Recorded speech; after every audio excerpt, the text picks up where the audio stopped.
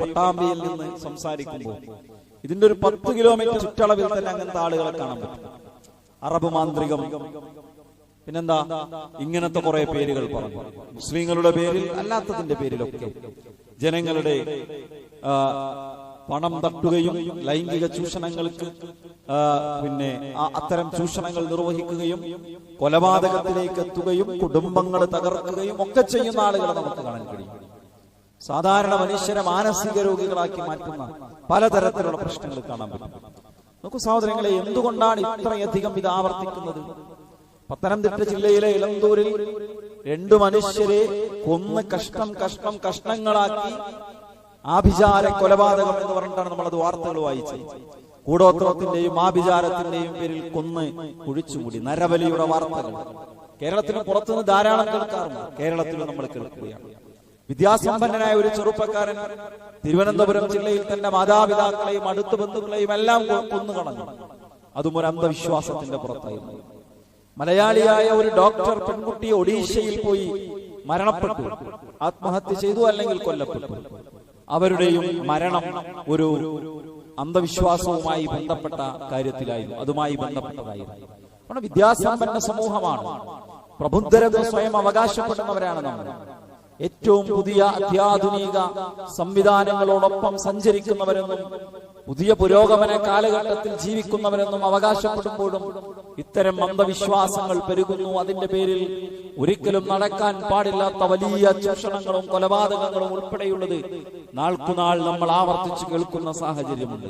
സുഹൃത്തുക്കളെ, എന്തുകൊണ്ടായിരിക്കും ആളുകൾ ഇത്തരം അബദ്ധങ്ങളിൽ വീണ്ടും വീണ്ടും അകപ്പെടുന്നത്? എന്തുകൊണ്ടാണ് ഇത്തരം പ്രശ്നങ്ങൾ, ഈ ആത്മീയ ചൂഷണ കേന്ദ്രങ്ങൾ വർദ്ധിക്കുന്നത്? ഇത്തരം കപട ആത്മീയതയുടെ ലോകം വ്യാപിച്ചുകൊണ്ടിരിക്കുന്നത് എന്തുകൊണ്ടാണ്? ഒന്ന്, മനുഷ്യനെ സംബന്ധിച്ചിടത്തോളം ആളുകൾ കുറെ പ്രശ്നങ്ങൾ നേരിടുന്നുണ്ട്. ആളുകൾക്ക് കുറെ കുടുംബ പ്രശ്നങ്ങളുണ്ട്, മാനസിക പ്രശ്നങ്ങളുണ്ട്, ആരോഗ്യ പ്രശ്നങ്ങളുണ്ട്, സാമ്പത്തിക പ്രശ്നങ്ങളുണ്ട്. സ്വാഭാവികമായും അത്തരം പ്രശ്നങ്ങൾ, ഒരു പനി പിടിച്ച് ഒരു ഡോക്ടറെ കണ്ടു മാറിയില്ല, രണ്ടാമത്തെ ഡോക്ടറെ കണ്ടു മാറിയില്ല, മൂന്നാമത് ഏതെങ്കിലും ഒരു അമ്മാവനോ അമ്മായിയോ വന്നിട്ട് പറയും ഇത് വേറെ പ്രശ്നമാണ്. അപ്പൊ പിന്നെ ആളുകൾ നേരായ ചികിത്സയിലേക്കല്ല പോകുന്നത്, ഇത്തരം കേന്ദ്രങ്ങളെ അന്വേഷിച്ചു പോവുകയാണ്. മനസ്സ് അസ്വസ്ഥമാകുമ്പോ ആത്മീയമായ ഒരു ശക്തിയെ അഭയം തേടുക എന്നുള്ളത് മനുഷ്യന്റെ മനസ്സിന്റെ ഒരു തേട്ടമാണ്.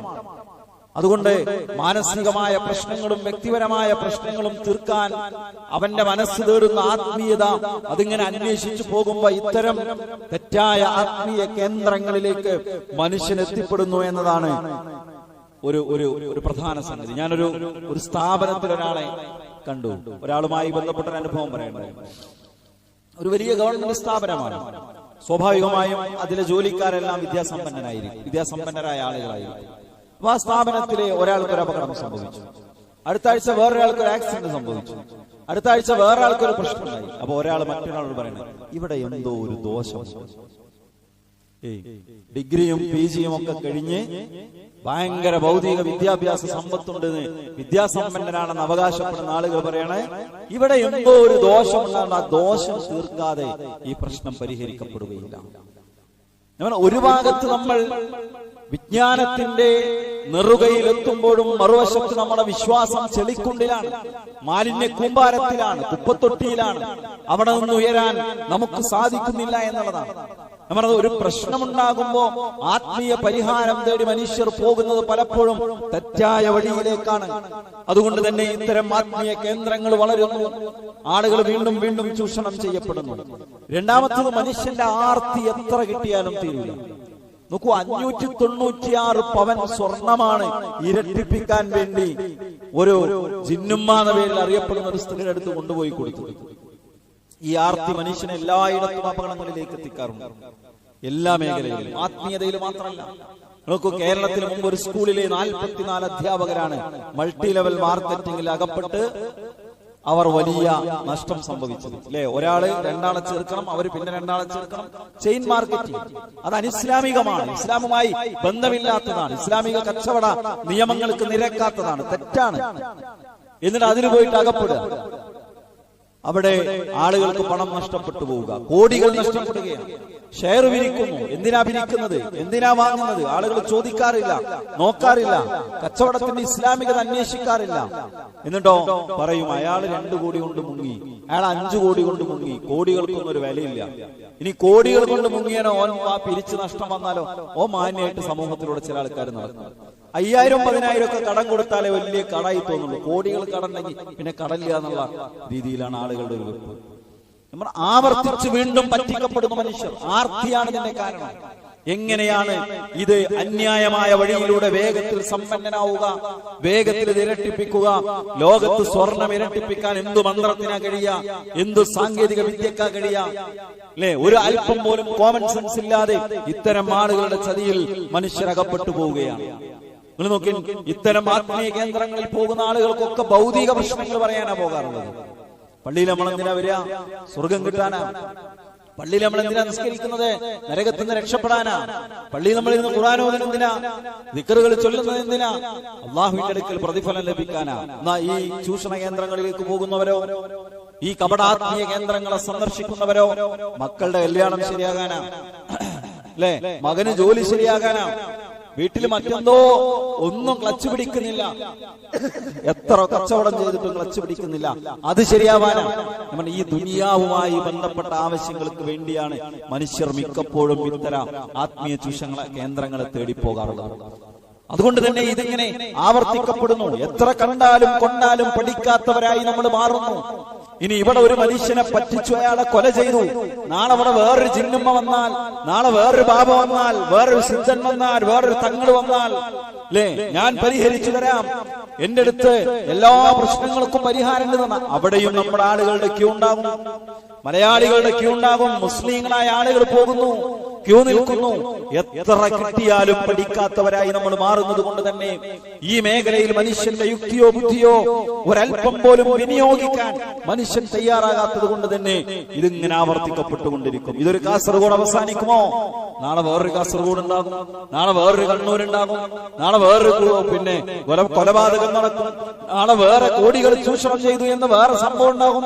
അല്ലെ, സ്ത്രീകളുടെ മുഴുവൻ ആഭരണവും സിദ്ധൻ അടിച്ചു മാറ്റി. എത്ര വാർത്ത നമ്മൾ വായിച്ചതാ? സ്ത്രീകളെ പറഞ്ഞു പറ്റിച്ച് ലൈംഗികമായി ബലാത്സംഗം ചെയ്തു. എത്ര വാർത്ത നമ്മൾ വായിച്ചതാ? എന്നിട്ട് അവസാനിച്ചു? അവസാനിക്കുന്നില്ല. ഒരു ജിന്നമ്മ അറസ്റ്റ് ചെയ്യപ്പെട്ട വേറെ 10 ജിന്നമ്മമാര് വീണ്ടും ഉണ്ടാകുന്നു. ഒരു സിദ്ധനെ പിടിച്ച വേറെ കുറെ സിദ്ധന്മാരുണ്ടാകുന്നു. എന്താ കാരണം?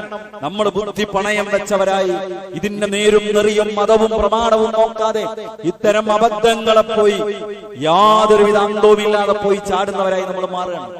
അല്ലേ, പണം കൊടുത്തുകൊണ്ട് ആരാധന നിർവഹിക്കേണ്ട വല്ല കാര്യം ഇസ്ലാമിലുണ്ടോ? നിസ്കരിക്കാൻ എവിടെയാണ് പണം കൊടുക്കേണ്ടത്? നോമ്പ് നോൽക്കാൻ എവിടെയാണ് പണം കൊടുക്കേണ്ടത്? സക്കാത്ത് എന്നുള്ളത് സമ്പത്തുമായി ബന്ധപ്പെട്ട ഒരു ആരാധനയാണ്. അത് നടപ്പിലാക്കാൻ ഒരു ഇടയാളന് പണം കൊടുത്തിട്ട് വേണോ? ഹജ്ജിന് എവിടെങ്കിലും യാത്രക്കുള്ള ചെലവല്ലേ ഉള്ളൂ, അല്ലേ?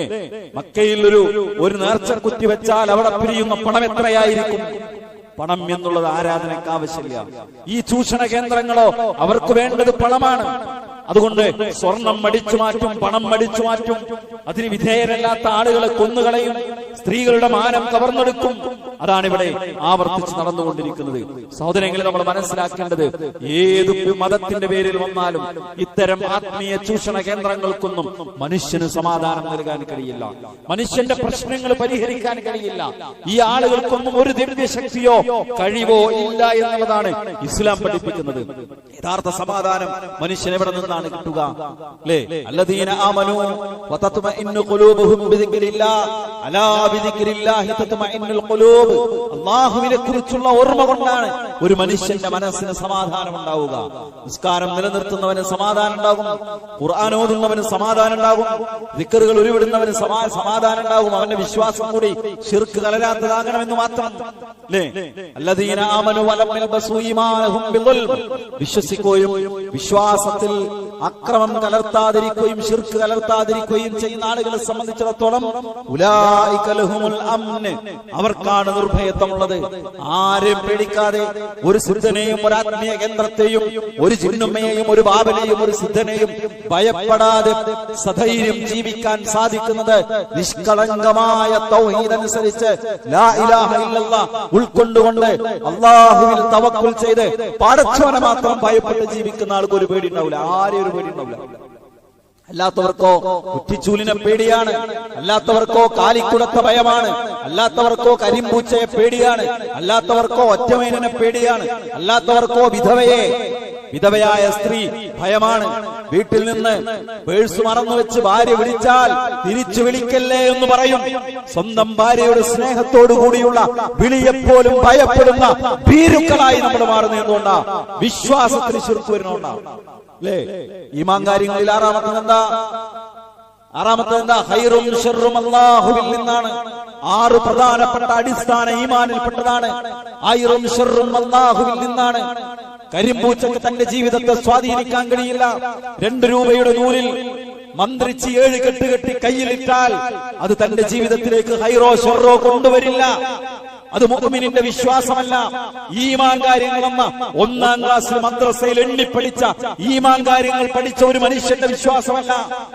ഉമ്മറത്ത് വെച്ച കാലിക്കുടമോ കുറ്റിച്ചൂലോ പിന്നിൽ നിന്ന് ഭാര്യയുടെ വിളിയോ ഏതെങ്കിലും ഒരു പക്ഷിയുടെ കരച്ചിലോ മനുഷ്യ ജീവിതത്തിൽ ഒരു നിലക്കും ഇടപെടുകയില്ല എന്ന് വിശ്വസിക്കുമ്പോഴാണ് ഒരു മുഅ്മിൻ മുഅ്മിനാകുന്നത്, അവന്റെ ഈമാൻ ശരിയാകുന്നത്, അവന്റെ അഖീദ ശരിയാകുന്നത്.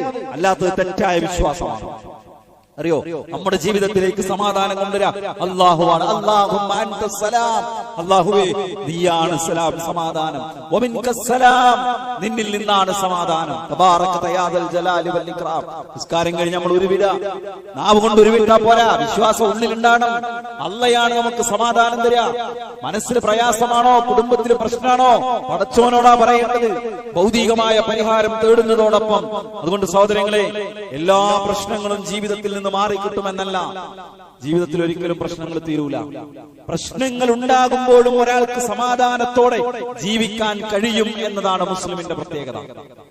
ജീവിതത്തിൽ ഒരു പ്രതിസന്ധി ഇല്ലാത്ത മനുഷ്യന്മാരുണ്ടാവില്ല. കാരണം ഇതൊരു പരീക്ഷണമാണ്. പരീക്ഷ ഹാളിൽ ഇരിക്കുന്ന ഒരു കുട്ടിക്ക് ചോദ്യ പേപ്പർ കൊടുത്തപ്പോ കുട്ടി പറയണേ, എനിക്ക് ഈ ചോദ്യ പേപ്പറൊക്കെ തന്നെ ഞാൻ ആകെ ബുദ്ധിമുട്ടാണ്. പരീക്ഷ ആൾക്ക് കയറണം എന്തിനാ? ചോദ്യ പേപ്പർ കിട്ടാനും ഉത്തരം എഴുതാനാണ്. ഭൂമിയിലേക്ക് അല്ലാഹു നമ്മളെ പറഞ്ഞയച്ചതിനാ സുഹൃത്തുക്കളെ, അല്ലദീ ഖലഖൽ മൗത വൽ ഹയാത ലിയബ്ലുവക്കും, നിങ്ങളെ പരീക്ഷിക്കാനാ.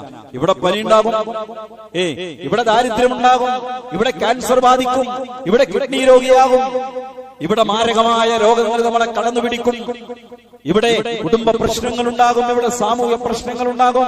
അജബൻ ലി അംറിൽ മുഅ്മിൻ, ഒരു വിശ്വാസിയുടെ കാര്യം എത്ര അത്ഭുതകരമാണ്. ഇദാ അസ്വാബതുഹു സറാഹു ശകറ, സന്തോഷങ്ങൾ ഉണ്ടാകുമ്പോ അവൻ അല്ലാഹുവിന് നന്ദി പറയും. വഇദാ അസ്വാബതുഹു ദറാഹു സ്വബറ ഫകാന ഖൈറൻ ലഹു, അവൻക്ക് പ്രയാസങ്ങൾ ഉണ്ടാവും, അവൻ ക്ഷമിക്കും. ഇവിടെ അല്ലാഹു എനിക്ക് കണ്ണ് തന്നിട്ടില്ലെങ്കിൽ, ഇവിടെ അല്ലാഹു എനിക്ക് ഒരു കൈ തന്നിട്ടില്ലെങ്കിൽ, ഇവിടെ അല്ലാഹു എനിക്കൊരു കാല് തന്നിട്ടില്ലെങ്കിൽ, അല്ലെ യുക്തിവാദികൾ ചോദിക്കുക, നിങ്ങളെ അള്ള എന്ത് കാരുണ്യ, എന്തിനാ പിന്നെ കണ്ണില്ലാതെ ആൾക്കാരെ ജനിപ്പിച്ചത്, എന്തിനാ പിന്നെ കാലില്ലാതെ? ഇവിടെ കൈയില്ലെങ്കിൽ പകരം സ്വർഗത്തിൽ അപ്പുറം തരും. 60 കൊല്ലമല്ല മനുഷ്യന്റെ ജീവിതം, 70 കൊല്ലമല്ല മനുഷ്യന്റെ ജീവിതം, മരണാനന്തരമാണ് യഥാർത്ഥ ജീവിതം. ഇവിടെ രോഗമുള്ളവന് സന്തോഷിക്കുകയാണ്. ഒരു മുസ്ലിമിനെ സംബന്ധിച്ചിടത്തോളം ശരീരത്തെ വേദന കാർന്നു തിന്നുന്ന ഒരു രോഗവുമായി ജീവിക്കുന്ന മനുഷ്യന്റെ ഉള്ളിൽ സന്തോഷമാണ്. എന്താ? ഈ വേദനയുടെ ഓരോ നിമിഷവും കാരണം എന്റെ പാപങ്ങൾ പുറത്തു തരിക, എനിക്ക് നാളെ പരലോകത്ത് കൂലി കിട്ടുക, അല്ലാഹു എന്നെ സ്വർഗത്തിലേക്ക് കൊണ്ടുപോകുകയാണ്. നമ്മുടെ പ്രശ്നങ്ങളില്ലാതിരിക്കുക എന്നതല്ല, പ്രശ്നങ്ങളെ എങ്ങനെ നോക്കിക്കാണുന്നു എന്നിടത്താണ് സമാധാനം. ഒരു വിശ്വാസിയെ സംബന്ധിച്ചിടത്തോളം എന്ത് പ്രശ്നമുണ്ടെങ്കിലും അവൻ അതിൽ ക്ഷമിക്കുന്നു, അതിന്റെ പ്രതിഫലം പ്രതീക്ഷിക്കുന്നു, അതവനക്ക് പരലോകത്ത് ഗുണമാകുന്നു. അവന്റെ പാപങ്ങൾ അതുകൊണ്ട് പുറത്തു കിട്ടുന്നു, അല്ലാഹു അതുകൊണ്ട് സ്വർഗത്തിലേക്ക് കൊണ്ടുപോകുന്നു. അതുകൊണ്ട് തന്നെ ശരിയായ പരലോക വിശ്വാസമുള്ള, ശരിയായ അല്ലാഹുവിൽ വിശ്വസിക്കുന്ന ഒരു മനുഷ്യനെ സംബന്ധിച്ചിടത്തോളം അവനക്ക് എപ്പോഴും സമാധാനമുണ്ടാകും. ദോഷം തടയാനോ ഗുണമുണ്ടാക്കാനോ അല്ലാഹു അല്ലാത്ത ഒരാൾക്കും കഴിയുകയില്ല എന്നതാണ് പ്രവാചകൻ സല്ലല്ലാഹു അലൈഹി വസല്ലം നമ്മളെ പഠിപ്പിച്ചത്. അല്ലാഹുമ്മ ലാ മാനിഅ ലിമാ അഅതൈത, അല്ലാഹുവേ നീ നൽകിയത് തടയാൻ ആർക്കും കഴിയില്ല. വലാ മുഅതിയ ലിമാ മനഅത, അല്ലാഹുവേ നീ തടഞ്ഞത് നൽകാൻ വേറൊരാൾക്കും സാധ്യമല്ല. നിസ്കാരಕ್ಕೆ ശേഷം നബി പഠിപ്പിച്ച ദിക്ർ നമ്മൾ ഇങ്ങനെ പറയാ. എന്നിട്ടോ ഇവിടുന്ന് ഇറങ്ങിയിട്ട് പിന്നെ പ്രശ്നം തീർക്കാൻ വേറെ സ്ഥലത്ത് പോവാം. ഇവിടുന്ന് ഇറങ്ങിയിട്ട് പിന്നെ പ്രശ്നം തടയാൻ വാഹനത്തിന്റെ മേൽ ചുവന്ന തുണിക്കഷ്ണവും പച്ചപ്പട്ടിന്റെ ഒരു കീറക്കഷ്ണവും കെട്ടി ഇങ്ങനെ ബൈക്കിൽ യാത്ര ചെയ്യാം. ഇവിടുന്ന് ഇങ്ങനെ യാത്ര ചെയ്യുമ്പോ ബസ്സിൽ നിന്ന് 5 രൂപയുടെ നാണയം ജാറത്തിന്റെ മുമ്പിലേക്ക് അല്ലെങ്കിൽ ഏതെങ്കിലും ആരാധ്യ വസ്തുക്കളുടെ മുന്നിലേക്ക് എറിഞ്ഞു കൊടുക്കുക. ഇവിടെ 5 രൂപ കൊണ്ട് ഞാൻ രക്ഷപ്പെടുമെന്ന് വിശ്വസിച്ചിരിക്കാം. നമ്മുടെ രക്ഷകൻ അല്ലാഹുവാണ്. അല്ലാഹു തടഞ്ഞത് നൽകാൻ, അല്ലാഹു നൽകിയത് തടയാൻ ലോകത്തൊരാൾക്കും സാധ്യമല്ല എന്നതാണ് ഒരു വിശ്വാസിയുടെ വിശ്വാസം. അങ്ങനെ ആർക്കെങ്കിലും കഴിഞ്ഞിരുന്നുവെങ്കിൽ ഒരു മനുഷ്യന്റെ പ്രശ്നം തീർക്കാൻ, അദൃശ്യമറിയാൻ, കളഞ്ഞുപോയത് കാണാൻ എടുക്കാൻ പോണത് ഇത്തരം ആത്മീയ കേന്ദ്രങ്ങളെ തേടിപ്പോവുക, ഇത്തരം തങ്ങന്മാരെയും സിദ്ധന്മാരെയും അന്വേഷിക്കുക. ഇങ്ങനെ ആർക്കെങ്കിലും കഴിയുമായിരുന്നെങ്കിൽ അത് ആർക്ക് കഴിയണം? അല്ലാഹുവിന്റെ റസൂലിന് കഴിയണ്ടേ? പ്രവാചകനേക്കാൾ അല്ലാഹുവിനോട് അടുത്ത് ആരാ ഉള്ളത്? പ്രവാചകനേക്കാൾ അല്ലാഹുവിനോട് അടുത്ത് ആരാ ഉള്ളത്? സൃഷ്ടികളിലെ ശ്രേഷ്ഠൻ എന്നല്ലേ റസൂലുള്ളാഹി പറയാ, അഷ്റഫുൽ ഖൽഖാണ്.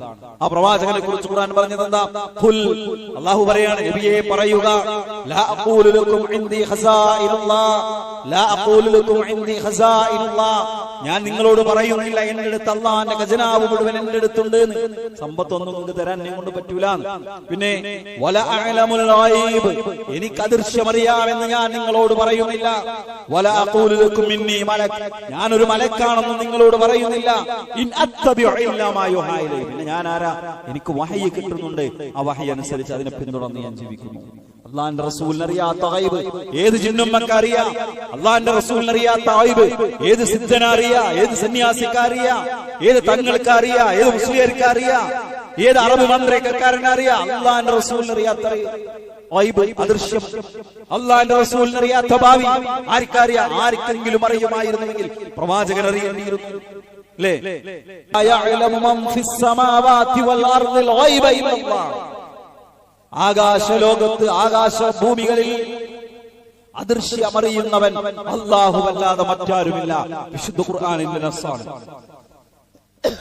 വിശുദ്ധ ഖുർആനിന്റെ നസ്സാണ്.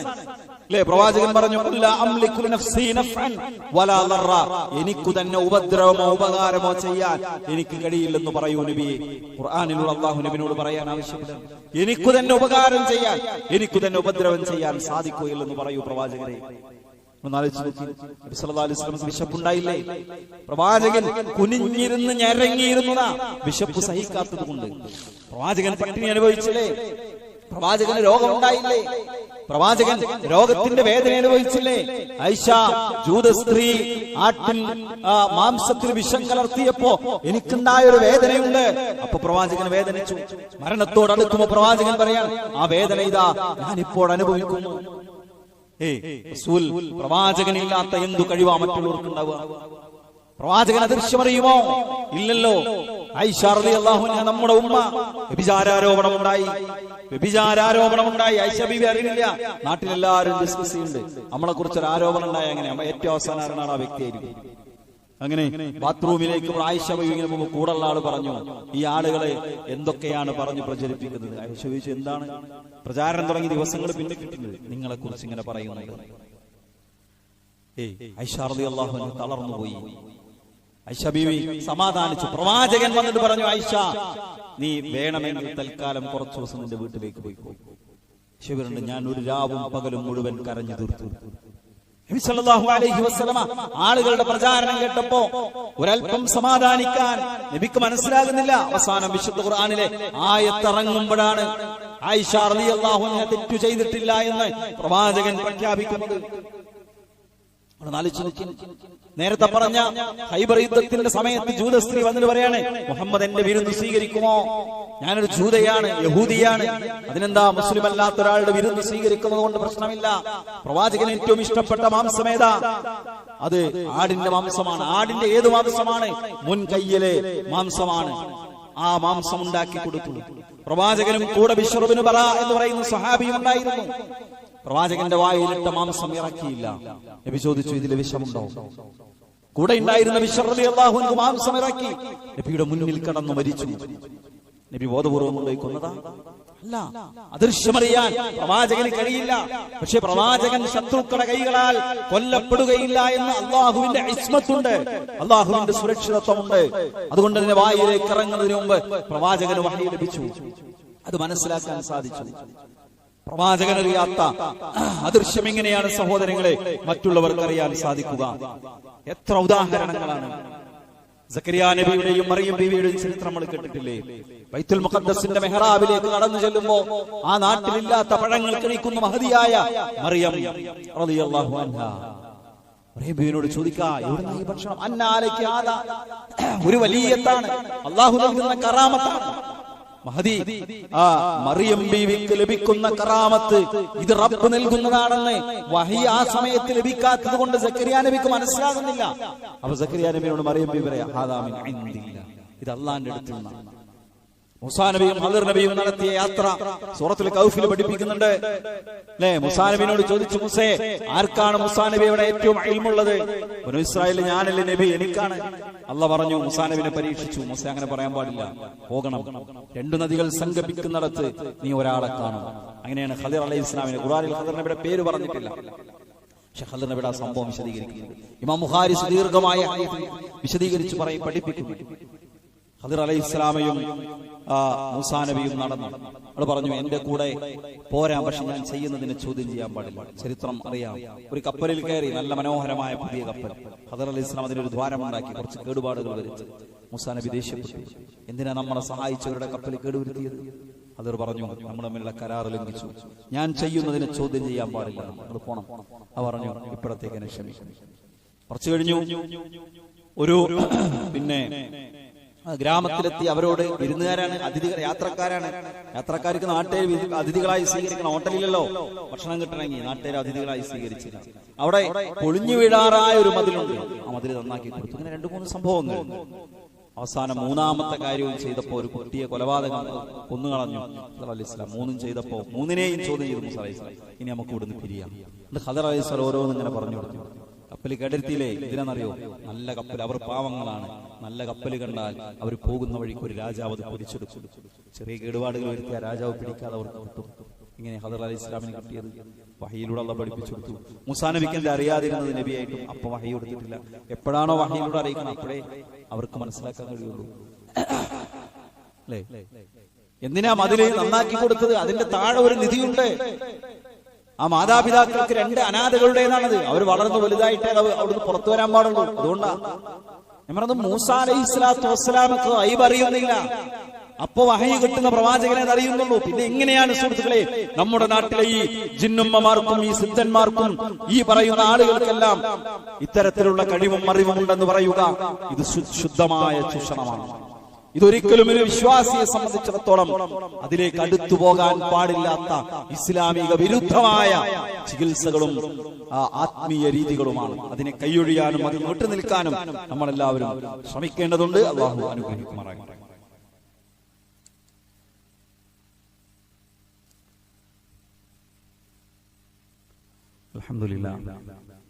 അൽഹംദുലില്ലാഹി റബ്ബിൽ ആലമീൻ വസ്സലാത്തു വസ്സലാമു അലാ നബിയിന മുഹമ്മദിൻ വഅലാ ആലിഹി വഅസ്ഹാബിഹി അജ്മഈൻ. അമ്മാ ബഅദ്.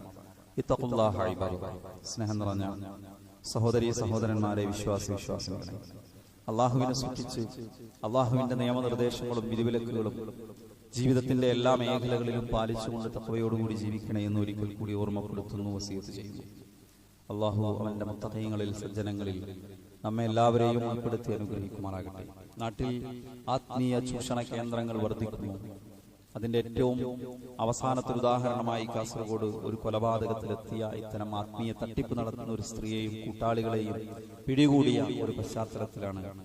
അതുമായി ബന്ധപ്പെട്ട് മതം എന്തു പഠിപ്പിക്കുന്നു എന്ന ഒരു തലം നമ്മൾ മനസ്സിലാക്കേണ്ടതുണ്ട്. നോക്കൂ, ഇസ്ലാമിനെ സംബന്ധിച്ചിടത്തോളം മനുഷ്യന്റെ ജീവിതത്തിൽ ഗുണവും ദോഷവും വരുത്താൻ അള്ളാഹുവിന് മാത്രമേ സാധിക്കൂ. അതല്ലാത്ത ഒരാളും ഏതെങ്കിലും തരത്തിലുള്ള ഗുണമുണ്ടാക്കാനോ ദോഷമുണ്ടാക്കാനോ ഒരു മനുഷ്യന് കഴിയും. അയാൾ ഭയങ്കര സിദ്ധനാണ്, ഭയങ്കര ദിവ്യനാണെന്നൊക്കെ പറഞ്ഞാൽ അത്തരം ആളുകളുടെ അടുത്തേക്ക് പോകാനോ അവരിൽ വിശ്വസിക്കാനോ അവരെ സമീപിക്കാനോ പാടില്ല. ഏതെങ്കിലും ഒരു മനുഷ്യൻ അദൃശ്യം അറിയുകയും ആളുകളുടെ പ്രയാസങ്ങൾ തടുക്കാനും ഒക്കെ കഴിയുമായിരുന്നെങ്കിൽ പ്രവാചകന്മാർക്ക് കഴിയുമായിരുന്നു. പ്രവാചകന്മാർക്ക് പോലും അതിന് കഴിഞ്ഞിട്ടില്ല എന്നാണ് വിശുദ്ധ ഖുർആനും പ്രവാചക ചര്യയും ഒക്കെ നമ്മളെ പഠിപ്പിക്കുന്നത്. പിന്നെ ചില ആളുകൾ പറയാറുണ്ട്, അത് ഇവർ പറയുന്ന ചിലതൊക്കെ ശരിയാകാറുണ്ടല്ലോ, അവർ പറഞ്ഞിടത്തൊക്കെ പോയിട്ട് ചില ആളുകൾക്കൊക്കെ മാറിയിട്ടുണ്ടല്ലോ എന്നൊക്കെ പറയാറുണ്ട്. നമ്മൾ മനസ്സിലാക്കേണ്ടത്, ആയിഷ റളിയല്ലാഹു അൻഹ നബി സല്ലല്ലാഹു അലൈഹി വസല്ലമയോട് ഇങ്ങനെ ഒരു ചോദ്യം ചോദിക്കുന്നുണ്ട്. ഇമാം ബുഖാരിയും മുസ്ലിമും ഉദ്ധരിക്കുന്ന ഹദീസ്, ഇമാം അഹ്മദിന്റെ മുസ്നദിൽ വന്നിട്ടുള്ള ഹദീസ്. ആയിഷ റളിയല്ലാഹു അൻഹ പറഞ്ഞു, ഖാലത്ത് സുഇല റസൂലുള്ളാഹി സ്വല്ലല്ലാഹു അലൈഹി വസല്ലം അനിൽ ഖുർആൻ. ഇങ്ങനെയുള്ള ഈ ജ്യോത്സ്യന്മാരെയും മന്ത്രക്കാരെയും കുറിച്ച് ചോദിച്ചു. ആയിഷ ബി ഹദീസ് ഉദ്ധരിക്കുന്നു. ഫഖാല, നബി പറഞ്ഞു, ലൈസു ബിശൈ, അവരൊന്നുമല്ല, അവിടെ ഒന്നും പോയിട്ടൊരു കാര്യമില്ല. റസൂലാട്ടാ പറയുന്നത്. അപ്പോ സ്വഹാബത്ത് ചോദിച്ചു, ഖാലു യാ റസൂലല്ലാഹ് ഇന്നഹും യുഹദ്ദിസൂന അഹ്യാൻ ബിശൈഇ യകൂനു ഹഖ്ഖൻ. അവർ ചില സമയത്ത് പറയുന്ന കാര്യങ്ങൾ സത്യമാകാറുണ്ടല്ലോ, അതെന്തുകൊണ്ടാണ്? അതിന് നബി സല്ലല്ലാഹു അലൈഹി വസല്ലം പറഞ്ഞു മറുപടി എന്നറിയോ, തിൽകൽ കലിമതു മിനൽ ഹഖ് യഹ്ഫദുഹൽ ജിന്നി ഫയുഖർഖിറുഹാ ഫീ ഉസ്നി വലിഹി. മലക്കുകളിൽ നിന്ന് വാർത്തകൾ തട്ടിയെടുത്ത് ചില പിശാചുക്കൾ ഈ പറയുന്ന ആളുകളുടെ ചെവിയിൽ എന്താ ഫയുഖ്ലിതൂന മഅഹാ മിഅത കദിബ, 100 കളവ് കൂട്ടിക്കലർത്തി അത് പറഞ്ഞു കൊടുക്കും. അപ്പൊ ചിലപ്പോൾ അവർ പറയുന്നത് സത്യമായി മാറും. അത് അവർക്ക് ദിവ്യത്വം ഉണ്ടായതുകൊണ്ടല്ല, അവർ അള്ളാഹുവിന്റെ അടുത്ത ആളായതുകൊണ്ടല്ല, അവർ ഭയങ്കര ഭക്തിയുള്ളത് കൊണ്ടല്ല, അവർക്ക് വലിയ കഴിവുള്ളത് കൊണ്ടല്ല, അത് ഭയങ്കര ഇസ്ലാമികമായതുകൊണ്ടല്ല, അവർ ശൈത്താന്റെ ആളുകളായതുകൊണ്ടാണ്. പിശാച് മനുഷ്യനെ എങ്ങനെയെങ്കിലും ശരിയായ തൗഹീദിൽ നിന്ന് തെറ്റിച്ച് ശിർക്കിലേക്ക് എത്തിക്കാൻ, ഇത്തരം ദിവ്യന്മാരുടെ ശിർക്കിൽ വിശ്വസിക്കുന്ന ആളുകളാക്കി മാറ്റാൻ ചിലപ്പോ അല്ലെ, അതല്ലേ ശൈത്താന്റെ ജോലി. അതിന് പ്രതിജ്ഞ എടുത്ത ആളാണല്ലോ ശൈത്താന്മാർ. അതുകൊണ്ട് അവരെന്തെങ്കിലും, ഇമാം ഷാഫി റഹ്മഹുള്ളയുടെ ഒരു വാചകമുണ്ട്, എന്താണെന്നറിയോ, നിങ്ങൾ ഒരു മനുഷ്യൻ വെള്ളത്തിന് മുകളിലൂടെ നടക്കുന്നത് കൊണ്ടാൽ അയാളെ ശൈത്താൻ കൊണ്ടുപോകുക എന്നാണ് മനസ്സിലാക്കുന്നത്. നിങ്ങൾ ഒരാള് കാറ്റിലൂടെ പറന്നു പോകുന്നത് കണ്ടാൽ അയാളുടെ ദിവ്യത്താന്നല്ല മനസ്സിലാക്കുന്നത്, അയാളെ ശൈത്താൻ കൊണ്ടുപോകുന്ന മനസ്സിലാക്കുന്നത്. ഒരിക്കലും ഒരു പ്രവാചകൻ വലിയ കറാമത്തുണ്ട്, പ്രവാചകന്മാർക്ക് മുഅ്ജിസത്തുണ്ട്. അവര് ആ കറാമത്തും മുഅ്ജിസത്തും വെച്ച് കച്ചവടം ചെയ്യലും ആൾക്കാരെല്ലാ പ്രശ്നങ്ങളും തീർക്കാന്ന് വാഗ്ദാനം ചെയ്യുന്നവരുമല്ല. ഏറ്റവും വലിയ ആരാണ്? മുഹമ്മദ് നബിയുടെ ഉമ്മത്തിലെ ഏറ്റവും വലിയ ആരാണ്? അബൂബക്കർ റളിയല്ലാഹു അൻഹു. ഏറ്റവും വലിയമാരാണ്? സ്വർഗം കൊണ്ട് സന്തോഷ വാർത്ത അറിയിക്കപ്പെട്ട 10 സ്വഹാബിമാരാണ്. അവരെ തുടർന്നുള്ള സ്വഹാബത്താണ്, പ്രവാചകന്റെ ഭാര്യമാരാണ്, സ്വഹാബ വനിതമാരാണ്. അവരാരെങ്കിലും ഇങ്ങനെ ആത്മീയ കച്ചവടം നടത്തിയിട്ടുണ്ടോ? ആൾക്കാർക്ക് കളഞ്ഞു പോയത് ഞങ്ങൾ കാണിച്ചു തരാൻ നമ്മൾ ബോർഡ് ചെയ്തിട്ടുണ്ടോ? പച്ചപതച്ച് വീട്ടിനകത്ത് കഴിഞ്ഞിട്ടുണ്ടോ?